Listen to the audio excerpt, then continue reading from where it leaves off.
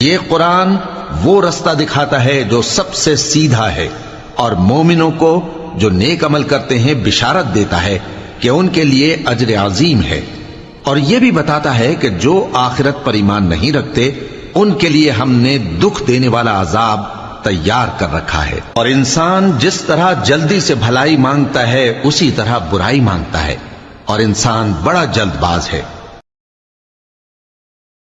جب آسمان پھٹ جائے گا، اور جب تارے جھڑ پڑیں گے، اور جب سمندر ابل پڑیں گے، اور جب قبریں اکھیڑ دی جائیں گی، تب ہر شخص معلوم کر لے گا کہ اس نے آگے کیا بھیجا تھا اور پیچھے کیا چھوڑا۔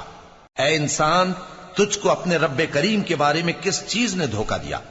وہی تو ہے جس نے تجھے بنایا، پھر تیرے اعضاء کو درست کیا اور تیری قامت کو معتدل رکھا، جس صورت میں چاہا تجھے جوڑ دیا، مگر افسوس تم لوگ جزا کو جھٹلاتے ہو، حالانکہ تم پر نگہبان مقرر ہیں، یعنی معزز کاتبین، جو کچھ تم کرتے ہو وہ اسے جانتے ہیں۔ بے شک نیکوکار نعمتوں کی بہشت میں ہوں گے، اور بدکردار دوزخ میں، یعنی جزا کے دن اس میں داخل ہوں گے، اور اس سے چھپ نہیں سکیں گے۔